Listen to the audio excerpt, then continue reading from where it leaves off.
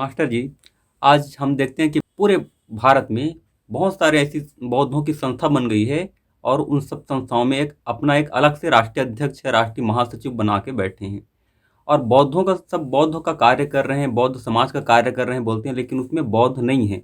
इस पर आपका क्या विचार है? क्या वो वास्तविक में बौद्ध हैं या ऐसे ही कार्य कर रहे हैं? पहली बात तो यह है कि जो जिन लोगों के बारे में आप बात कर रहे हैं, वे लोग एक ऐसी सामाजिक व्यवस्था से आए हैं जहां पर वे बहुत दबे कुचले थे, निम्न वर्ग की व्यवस्था में थे वे। अब पहली बार एक ऐसे धर्म में व्यवहारिक रूप से, मतलब एक लीगल रूप से नहीं गए वे लोग सिर्फ केवल ऐसी कि बुद्धिज्म को चले गए और यहाँ पर इतनी स्वतंत्रता है और आज़ादी है, तो इस स्वतंत्रता का, इस आज़ादी का वे लोग एक प्रकार से दुरुपयोग ही कर रहे हैं। क्योंकि जिस सामाजिक व्यवस्था से वे आए थे, उस सामाजिक व्यवस्था में उनको गांव के बाहर रखा जाता था, ये जान लीजिएगा आप।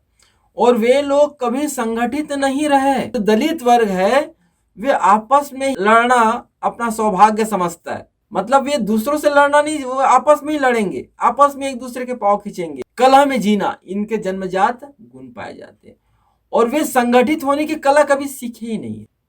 और ये बात बाबा साहब भी कहे, तो उन्होंने अपने अनुभव से बात कही और ये चीज अनुभव हम देखते हैं। आपके प्रश्न में ही ये बात छुपी है कि जो आप ये प्रश्न कर रहे हैं वो उसी अनुभव की बात है कि वे लोग केवल और केवल अपने आप को दिखाने के लिए, अपने आप, एक राजनीतिक चित्त होता है ना, अपने आप को दिखाना, क्योंकि मैं, इतने अंदर उनके अहंकार का भाव रहता है कि मैं ही हूं, और उस मैं के चक्कर में वो अकेले ही अपना ढपली बजाते रहते हैं। समर्पण का भाव तो इनके अंदर में रहता नहीं है। और ये सब चीज अंदर में पैदा होने के लिए आपको बुद्ध के ज्ञान को आत्मसात करना पड़ेगा। और बुद्ध का ज्ञान किताबों में नहीं मिलेगा। किताबों से पढ़ के आप बुद्ध के ज्ञान को नहीं जान सकते। आप केवल एक मुर्दा शब्दों को रट सकते हो, अंदर के एटीट्यूड को, अंदर के भाव को पैदा नहीं कर सकते। तो आज जितने भी जो लोग हैं जो अपने आप को राष्ट्रीय अध्यक्ष फलाना ढेकाना जब कहते हैं, वे उनका अहंकार है।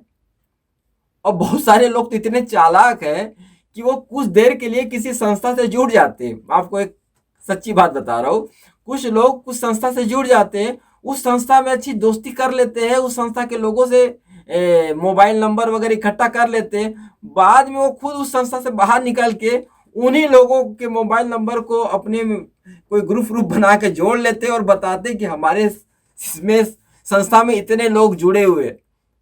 ये एक पागलपन है, उनका कोई भविष्य नहीं है। ऐसे लोगों से सावधानी रहा जाए।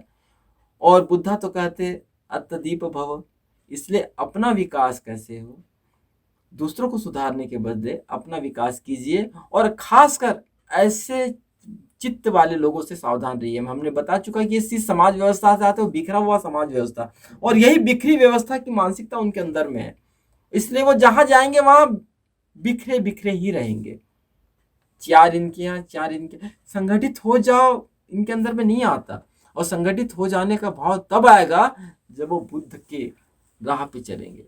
और बुद्ध के राह पे चलना इन द सेंस पुस्तक पढ़ने से नहीं, कुछ कलाएं कर सीखनी पड़ेगी, कुछ व्यवस्था अपने अंदर में चेंजेस करने पड़ेंगे, तभी आप उस सही ढंग से संगठित होने के भाव को जागृत कर सकते हो, अन्यथा नहीं। तो आप लोग ऐसे लोग से बचिए, और जितना बचोगे उतना आपका कल्याण होगा। नमो बुद्धाय, नमो बोधिसत्व।